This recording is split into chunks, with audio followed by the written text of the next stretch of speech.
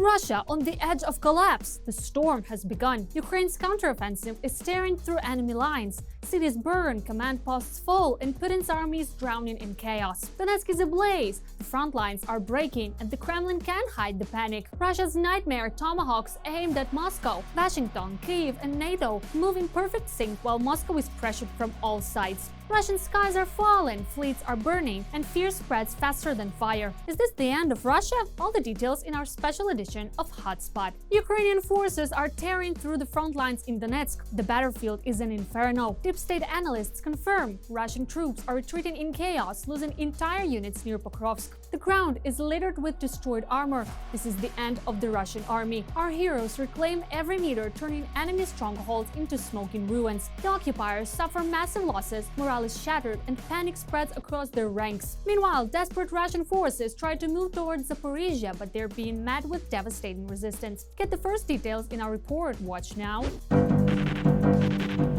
Zaporizhia direction. Drones from the 422nd Separate Battalion of Unmanned Systems, Luftwaffe, are destroying a mobile Terek radar station.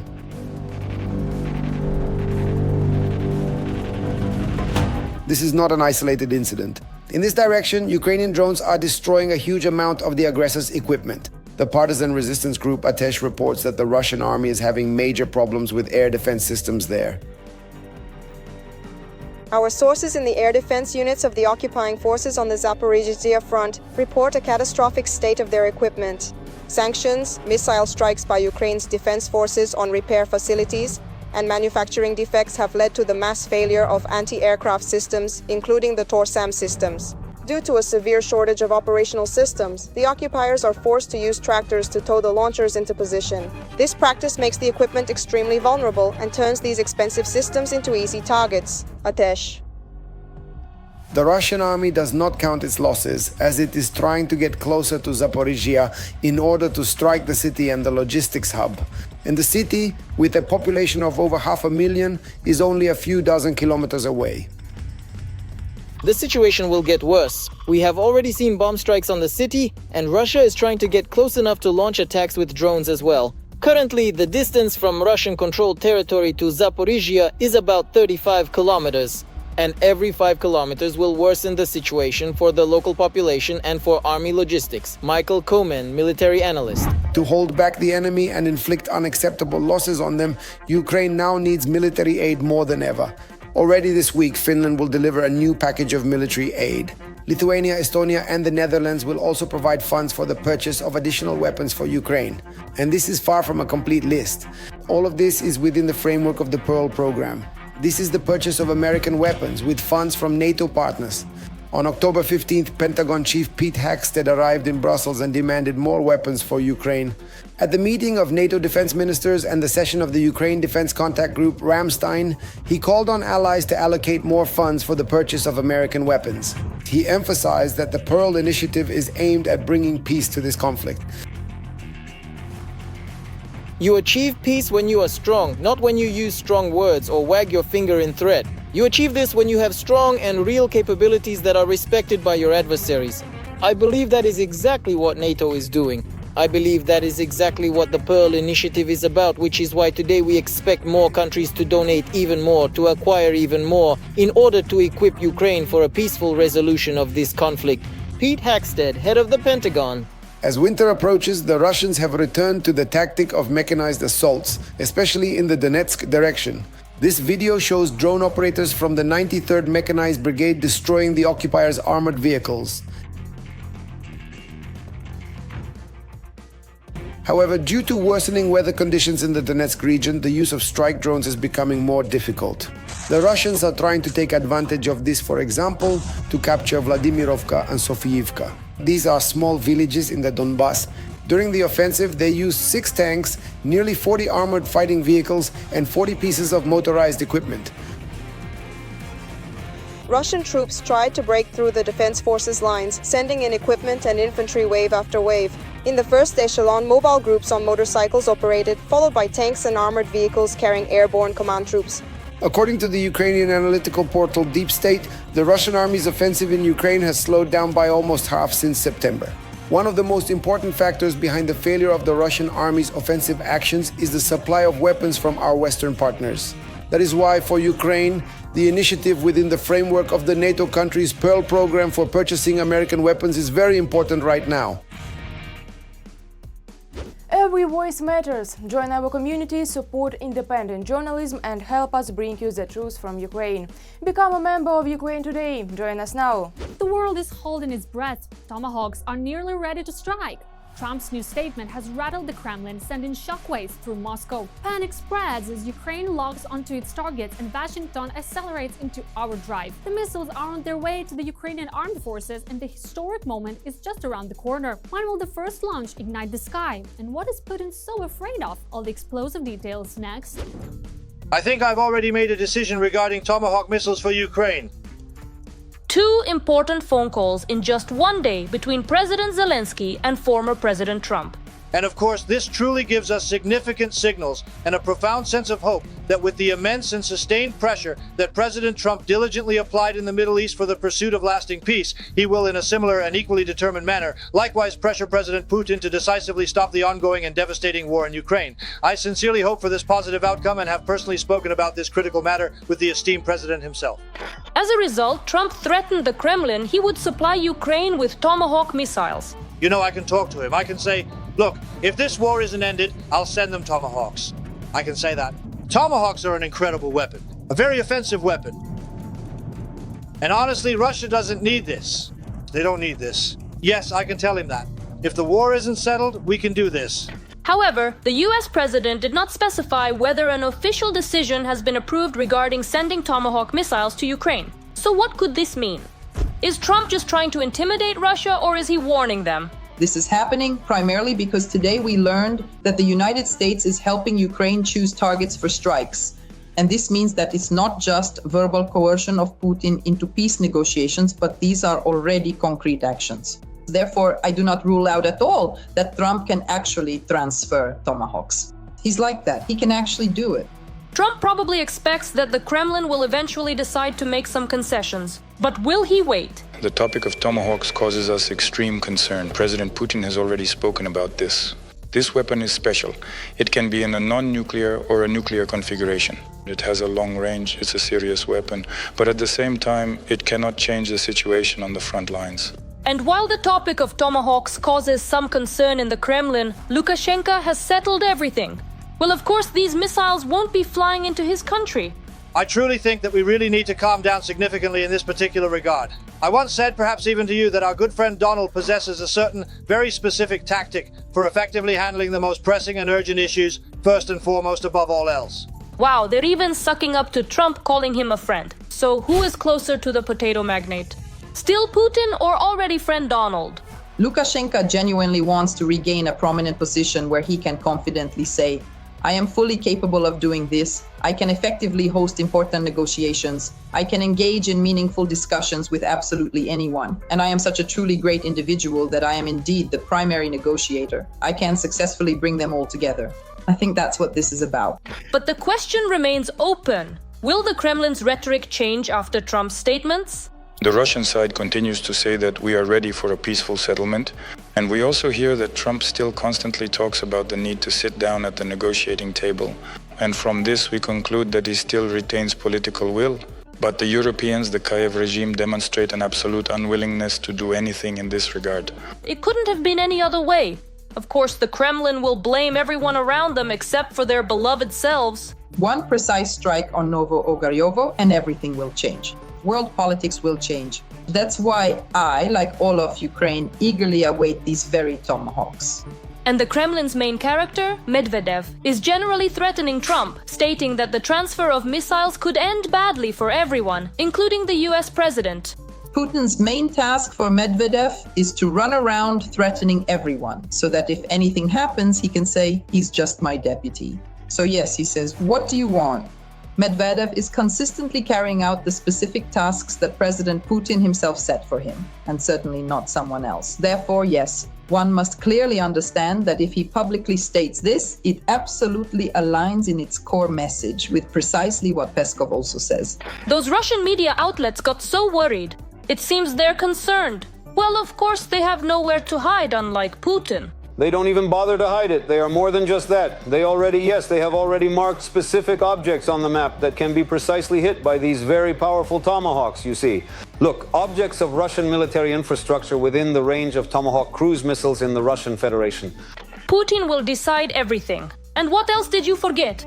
You have no analogs for air defense. Our response is to strengthen the air defense system of the Russian Federation. Also, besides Tomahawks, Trump stated that he had indeed ended the war in Gaza, which is confirmed by his presence in the Israeli parliament. Well, another conflict resolved, added to Trump's personal account. Maybe next year he'll get lucky with the Nobel Prize. Turkey's strongman has turned against the Kremlin. Erdogan is cutting deals with Washington and Kyiv, leaving Putin stunned and isolated. Moscow didn't see this betrayal coming, but the blow has already landed. Panic ripples through the Kremlin. Alliances crumble, and the balance of power shifts before the world's eyes. Trump bets on Erdogan to finish what Ukraine began, to push Putin into a corner with no way out. The betrayal that Russia feared most has come true, and it could change the course of the entire war. The game has turned, and the next move will decide everything. All the explosive details in our report. Trump has named the specific president who he believes could effectively help resolve Russia's ongoing war against Ukraine. Putin respects him, and he is my friend. Recep Tayyip Erdogan is actively involved in peacekeeping efforts to end Russia's war against Ukraine. He positions his country as a reliable mediator. The first negotiations after the start of the full-scale war took place in Istanbul in the spring of 2022. Several rounds of negotiations between representatives of the Kremlin and Ukraine also took place in Turkey in the summer of 2025. Turkey has always advocated for a diplomatic path to achieve this goal. Now, after 3 years of immense suffering, an opportunity has finally arisen. At last, an opportunity has finally arisen. We hope that the negotiations in Istanbul will open a new chapter. Turkish mediation was also crucial in the Black Sea Grain Initiative, the grain corridor, which was vital for global food security. The Turkish company Baykar continues to integrate Ukrainian-made engines into its combat drones. Ukrainian engineers are interning at the Baykar plant in Istanbul, and in the future, they will form a team to work at the facility in Ukraine, which during its construction is constantly under attack from Russia. Reinforced concrete buildings can be rebuilt. What truly matters is our will and our faith in this project.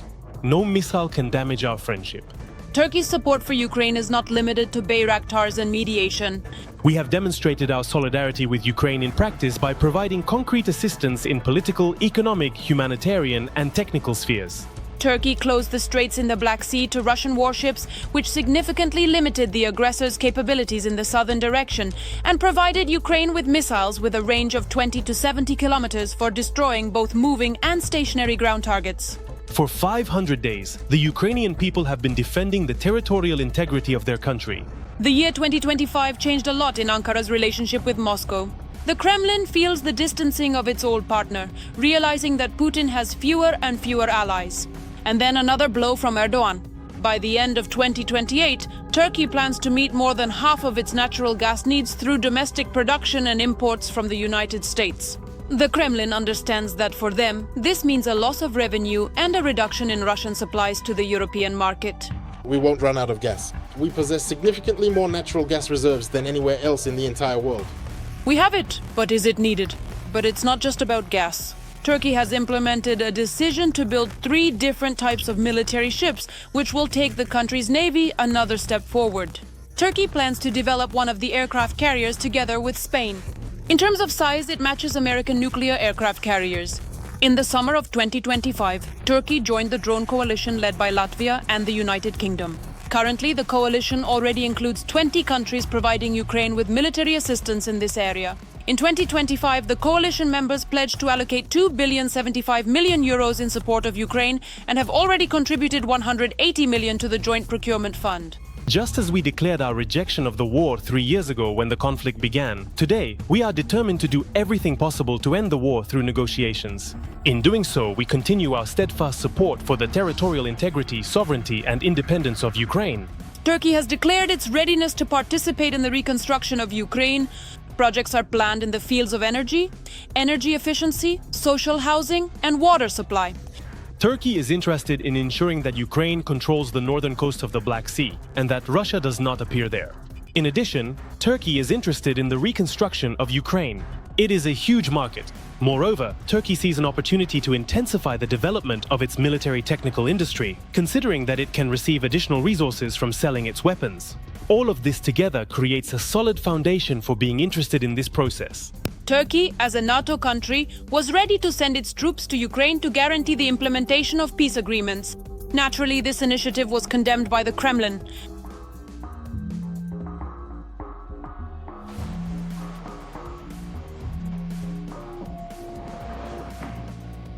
Officially, Ankara supports the territorial integrity of Ukraine, but tries to maintain a balance between the parties. Turkey is still trying to avoid joining the Western sanctions, which in its view allows it to remain an effective channel of communication between the Kremlin and Ukraine. Breaking! Russia faces an apocalypse. Hell breaks loose in Kaliningrad. Russian forces under fire.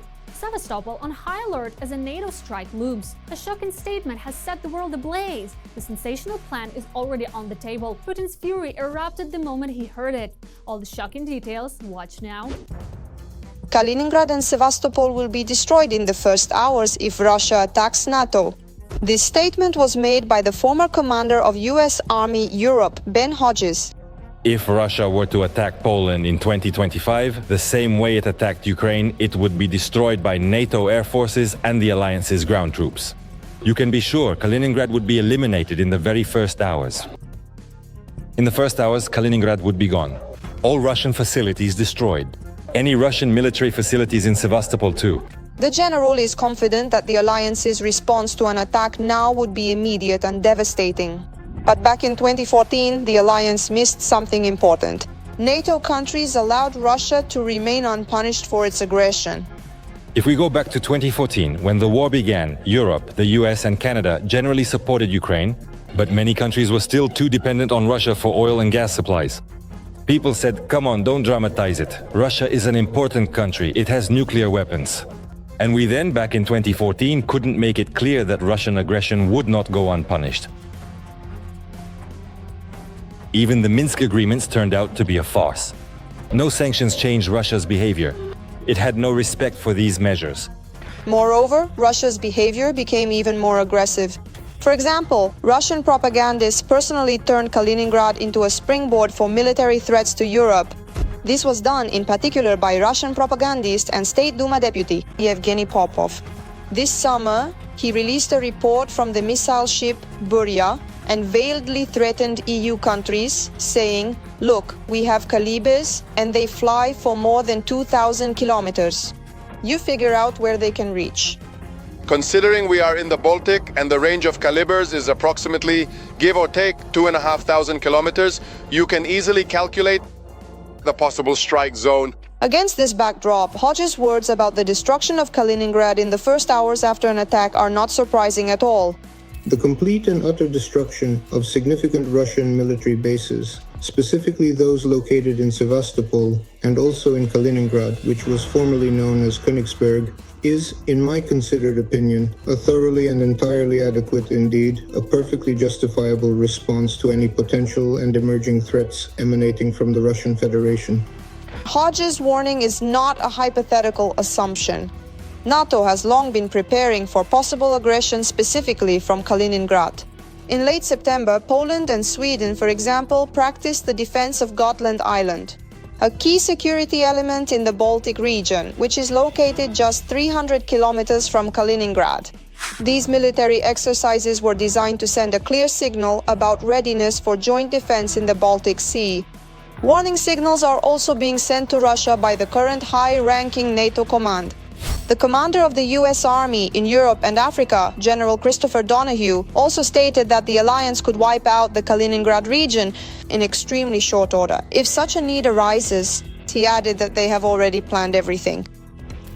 General Donahue said the following about Kaliningrad back in August, that in case of anything, if someone is thinking about hybrid provocations on the eastern flank, the alliance has operational plans ready that will allow NATO forces in Europe to literally turn Kaliningrad into ashes in a few hours.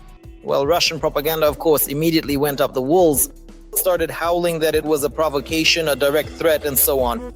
But this statement by an active American general, and one who holds a position in NATO's military command, is a very direct and clear signal to the bunker and the swamps that everyone sees what you are doing, and everyone sees what you are preparing for. And don't think that only you are preparing. But it's worth noting here that probably the destruction of cities is a bit of an exaggeration. It's doubtful that NATO would undertake to incinerate cities, and it's simply difficult to do. But the fact that military targets will be ordered to cease to exist is a fact.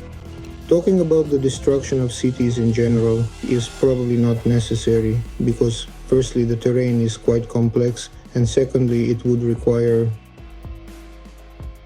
not just a dozen particularly powerful bombs, including even tactical nuclear warheads, but the pinpoint elimination of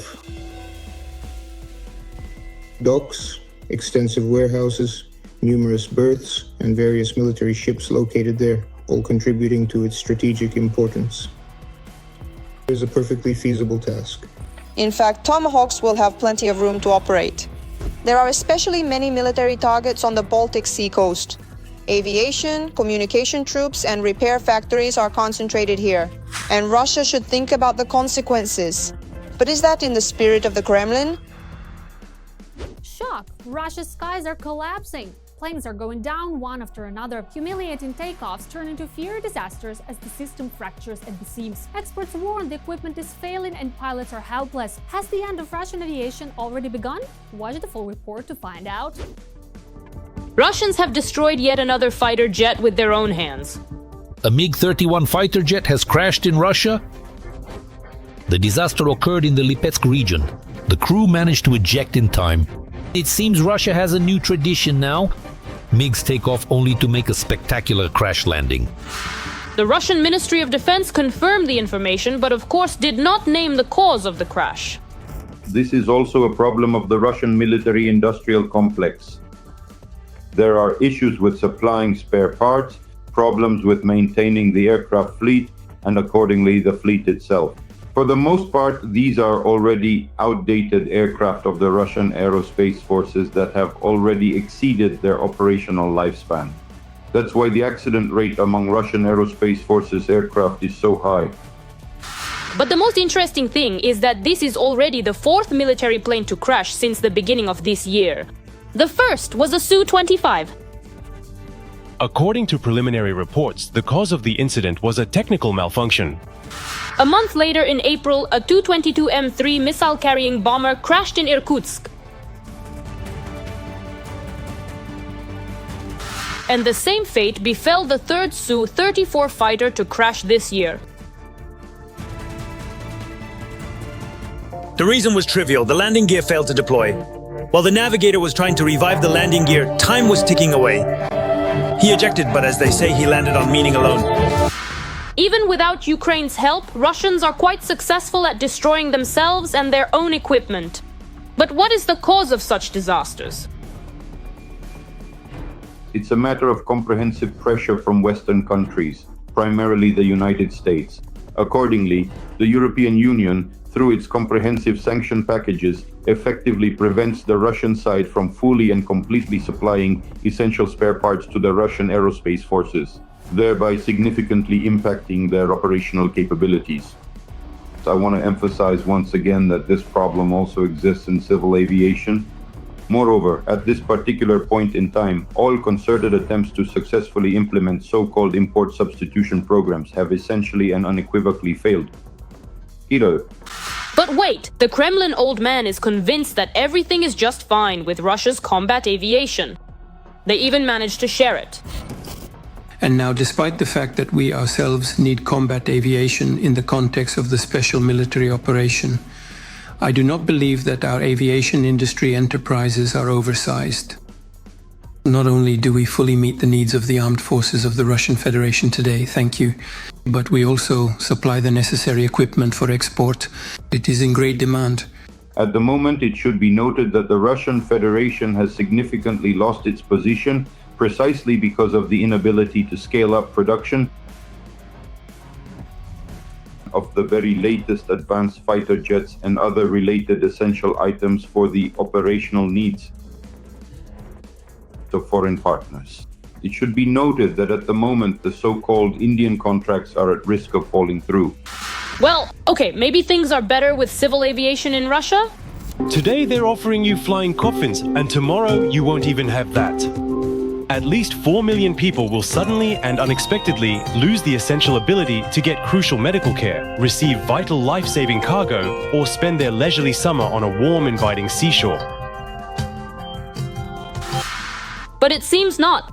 There are fewer and fewer operational civil aircraft in Russia, and by 2030 the country risks losing half of its fleet altogether. Without foreign components, aviation is literally suffocating. Sanctions have cut Russia off from Boeing, Airbus and their services, while domestic engines and electronics remain only on paper. This is not just a failure of the industry, it's a diagnosis for the entire Russian economy. The same goes for spending. Next year, the budget for aircraft production and repair will be reduced by 1.5 times. The country is effectively sliding backwards and losing its leading position in the global aircraft manufacturing market. Moreover, the Russian Federation is currently unable to even make up for the shortage of aircraft on its domestic markets. They promised it by the end of 2025, but unfortunately they miscalculated. In Russia, the certification deadlines for the new Il-114 aircraft have once again been missed.